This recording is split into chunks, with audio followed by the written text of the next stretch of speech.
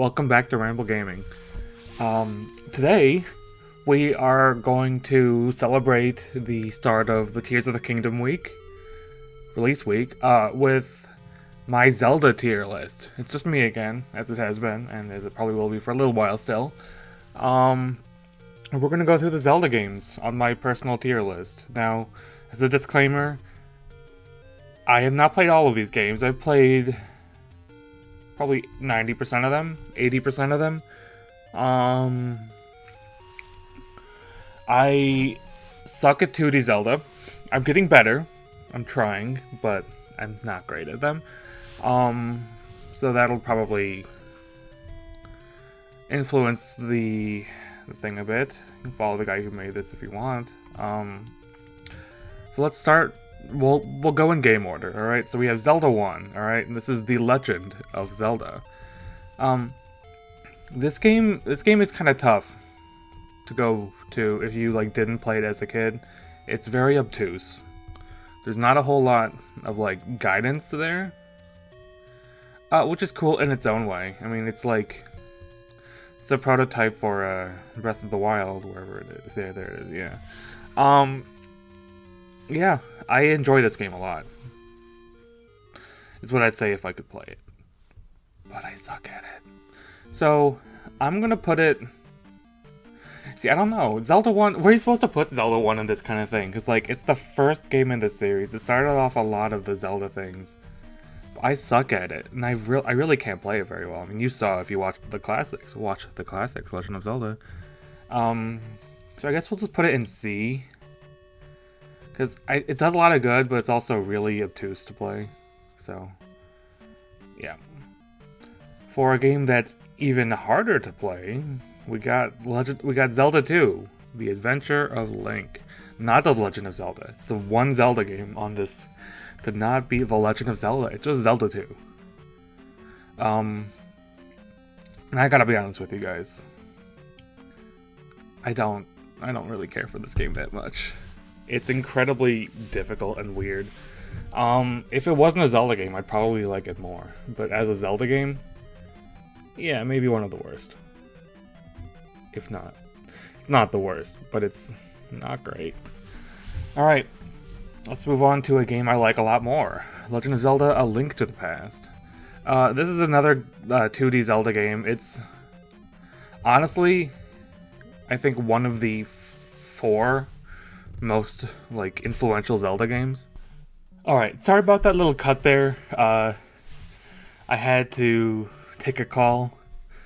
My parents were asking about my brother. I wanted to go check on him. And this kid's just completely knocked out, snoring asleep. It is almost 2 p.m. right now when I'm recording this, so oh boy. This kid needs to get better sleep. Alright, so anyways, where was I? We're talking Zelda, Link to the Past. God. I'm just gonna restart talking about Zelda, because I don't even know. Yeah, I think it's one of the most influential Zelda games for many reasons. It's kind of like the proto-Ocarina of Time. Its structure is very similar. Ocarina is a very similar game to this one. Just in 3D. So, yeah, I'm gonna give this one a B. I do like it a lot, but I also suck at it, as I do all 2D Zeldas. So, let's see here. Oh, weird, we got Hyrule Warriors in here. But we don't have Age of Calamity. Alright. I think we'll leave that one out. Where are we? Link's Awakening, where are you? Link's Awakening. There you are, I think. It's a weird box for Link's Awakening. It's got a little owl in the corner. So Link's Awakening is very similar to A Link to the Past. Just on a handheld. It's the first handheld Zelda. Honestly, it's a pretty impressive start for handheld Zelda. I mean, this game is pretty cool. I think it's the first Zelda game where story and vibes are actually a really big part of it. It's a really sad Zelda. It might be the saddest, honestly. It's like the most bittersweet. I mean, Majora's Mask is in its own way, but yeah. So, I mean, this game is very similar to like Zelda: A Link to the Past to me. I kind of see them both as like sister games. So I think I have to put it in B. I think I like A Link to the Past more, but I'm not totally sure on that one. Okay, next we got Big Daddy Ocarina. Alright, Legend of Zelda Ocarina of Time. It's one of the best games ever made. I know, like, as time has gone on, and as the generation that grew up with this game is kind of being... Well, it's still all, of course, all around, but, like, there's, at this point, like, 2 generations of Nintendo fans who grew up after this game was the big Zelda game. So I think this game is seen less favorably than it used to be. I think people, as like, it's not like nostalgic for some people. It kind of loses some of its like wow factor. But I still think it's one of the greatest games ever made. I mean, it's definitely an S rank for me. It's just so good. Like, oh my god. Like, my love of Ocarina grew... I mean, I always really liked the game. But, like, having the 3DS version that just kind of streamlined and a little bit faster was great. And then just randomizers have also completely, like, blown up... in a good way, blown up my love of the game. So, yeah, I gotta put it in S. Now, another game I'm going to put in S, just a little... going to start off by saying that, is Legend of Zelda Majora's Mask. One of my favorite games of all time, frankly. It's up there with, like, Persona 5 and Fallout 3 and Ocarina and Mario Sunshine, I guess, as, like, some of my favorite games. I'm not sure if I love it more than Ocarina, though, at this point. I think randomizers have really blossomed my love for Ocarina, but Majora's Mask is just such a great game. Like, oh my god, it's weird for a Zelda game. It has it has a completely different vibe. It looks like Ocarina and it plays like Ocarina, but the world, it's so different, and the gameplay rhythm is just unique. It's a game of time management, which is unique in the Zelda series. Basically, like, they took the, like, schedule that Dampé has in Ocarina, where he can only do the Heart Piece minigame for, like, an hour in-game. And, like, he took that... Well, the Zelda team took that little Dampé thing and made it into its own game, and that's Majora's Mask. I just love it. I mean, the dungeons are pretty great. All the side quests are fantastic. The time management.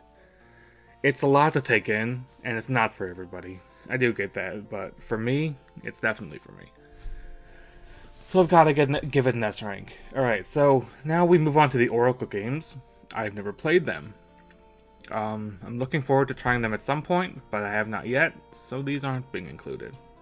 Sorry, Capcom, your 2 Game Boy Color Zelda games do not make the list. Next, we have Four Swords. I think that came out before Wind Waker. This one, I don't even know what to say about Four Swords. It's basically like a mini Zelda game that is multiplayer, but it's on a console that, while it supports multiplayer, it's real clunky. You gotta have like link cables and stuff. Best game ever made. No, I don't really even know what to say about this one. It doesn't even feel like a Zelda game, frankly, and I've gotta put it at the bottom. I mean, it's fine for what it is, but I don't know. Let's move on to Wind Waker. Wind Waker is fantastic also. I think I prefer these two games more, but I know for a lot of people this is their favorite Zelda game. It is such a joy to go back and play. It is so bright and colorful and beautiful. And it has some of the best exploration in the entire series. The Great Sea is awesome. I love traveling it. And still, like, to this day, whenever I'm on a boat, all I can think about is the Great Sea. And it's so fantastic. The gameplay is really smooth. The combat is fun. But I don't think I can put it on the same tier as these two. I'm gonna have to put it in A, but it's probably gonna stay as at the very top of A tier, is my guess. All in all, one of the best Zelda games, for sure. Next is Four Swords Adventures. Four Swords Adventures is a market improvement from Four Swords. It's actually a really creative 2D top-down Zelda. People don't play it. I mean, they played more than Four Swords 1, but it is still incredibly difficult to play. I didn't mean to put that. It's because you have to have like a group of people, but like if you watch like say the Runaway Guys channel play Four Swords Adventures, it's so cool. It's such a cool and fairly unique Zelda experience. It's a chapter-based system, which is real awkward for Zelda, but still, there's just a lot of really interesting ideas that are kind of unique to the game. But so for that, I'd probably put it in C normally, but just because of how difficult it is to play it, I'm gonna have to put it in D. So I don't know if this game will ever even get re-released. I know Four Swords has on the DSi.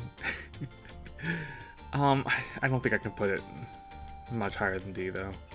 Next we have Minish Cap. Minish Cap is a Zelda game I have not played in quite a while. I played it as a kid. Maybe as a teenager. I don't remember exactly when I played this, but I'm looking forward to playing it again. Thinking maybe I'll even play it on the channel. Now that it's on Switch Online, it's easy to access. But this game is also really cool. To me, it's a lot. While yeah, it does share some of the Four Swords DNA. To me, it's a lot more like these two games than these two games. It's just a really good Zelda game. Is it one of my favorites? No. Will I like it more when I revisit it? Yeah, probably.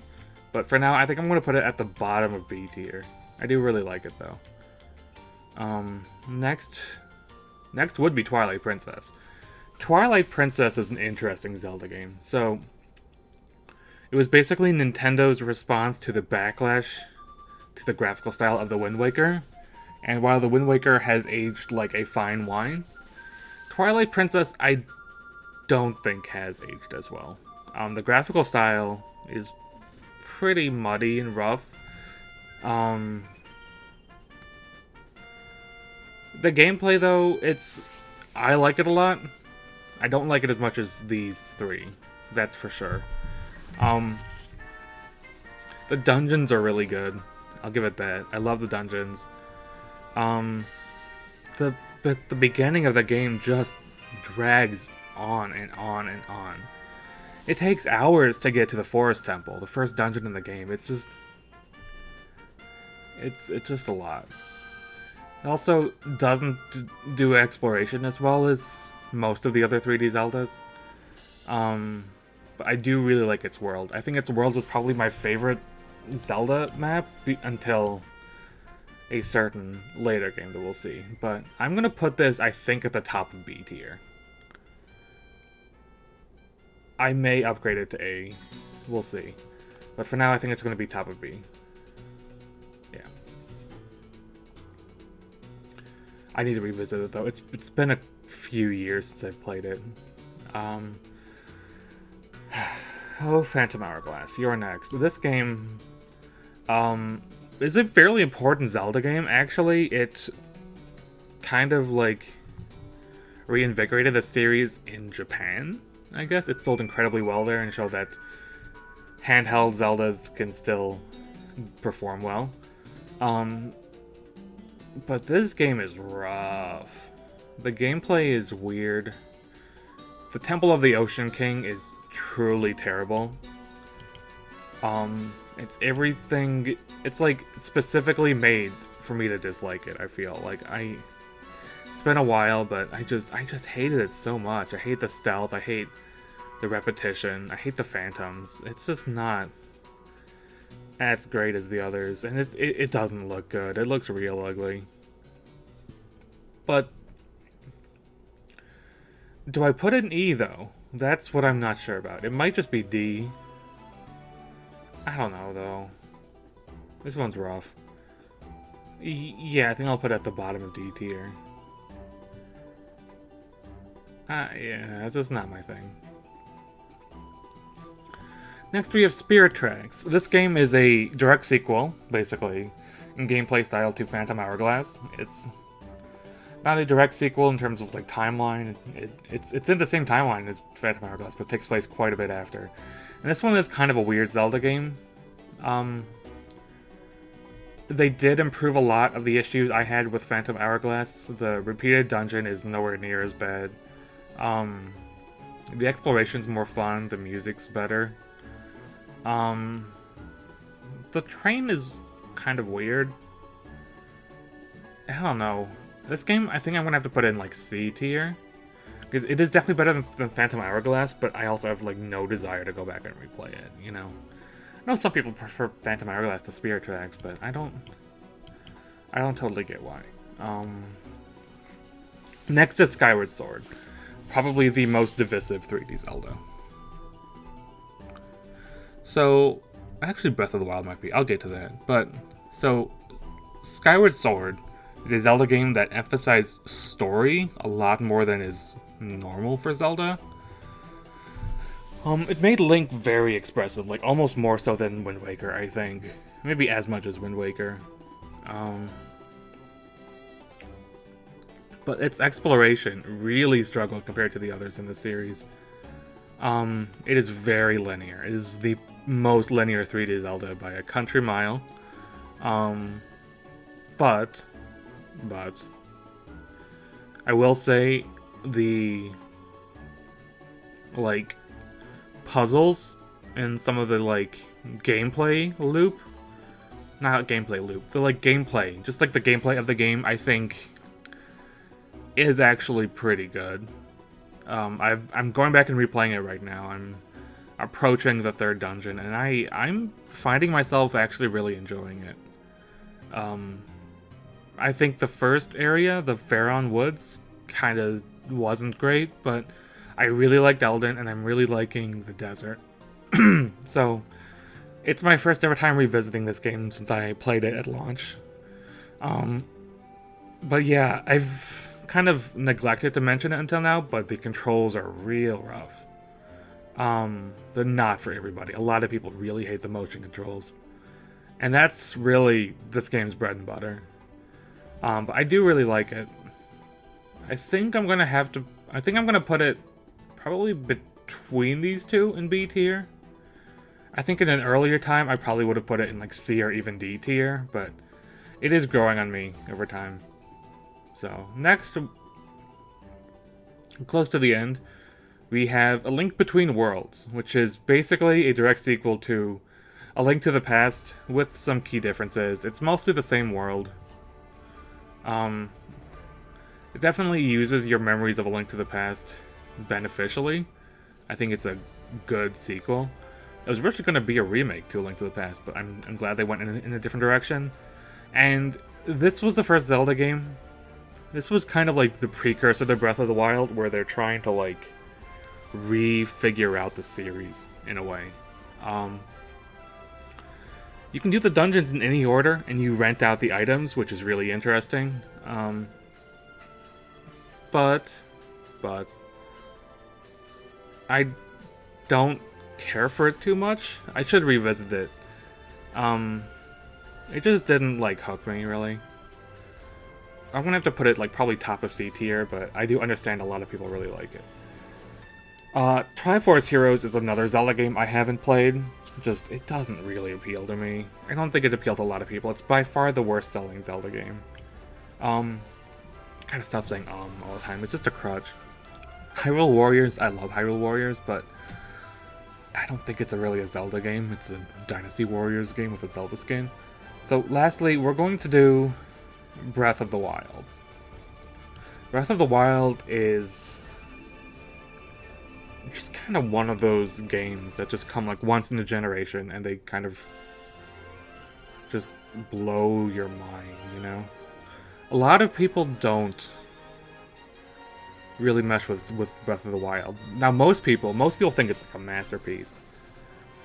But a lot of people really dislike how much it differs from like the Zelda formula. You don't have as emphasized. You don't have a kind of linear and emphasized story. The dungeons are definitely the weakest part of the game. It doesn't have as memorable of a soundtrack as the other Zeldas. I kind of get it. I get a lot of the complaints. But to me, the issues with the dungeons is completely, like, overtaken by just how amazing it is to traverse the world. This game is one of the best open world games ever released. And I cannot wait for the sequel. It's coming out real soon. It's coming out end of this week. That's exciting. Can't wait to play it. But this game, its physics engine, its traversal, its world diversity. There's every kind of biome you can imagine, really. It's so amazing. And I kind of fluctuate sometimes whether to put an A or S, but I think as of right now, I'm going to put it bottom of S tier. I think that game is really great. So, to kind of take out the imbalance here of having 1 with 5, we are going to upgrade Twilight Princess and A Link to the Past to A tier, and we're just going to leave the tier list as this. So, if you want, you can leave in the comments, like, if you agree or disagree, or just kind of your thoughts on the Zelda tier list. But man, I mean, I love this series, and I'm so excited to see where it goes from here. I guess just as a little bonus, if I had to include Hyrule Warriors and Age of Calamity, I'd probably put, like, Hyrule Warriors in A, and Age of Calamity in B.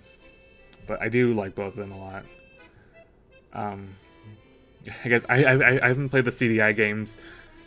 Link's Crossbow Trading probably goes somewhere in E tier.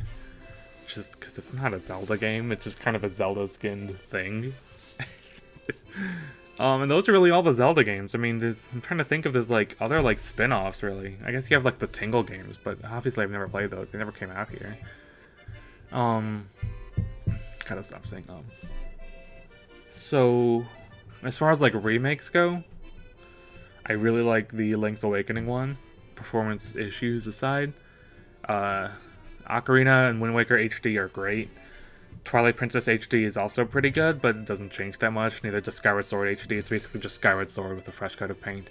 Majora's Mask 3D, I have quite a few issues with, actually, but that's a story for a different day. I'll just end off here. So, I'll see you guys later. Bye.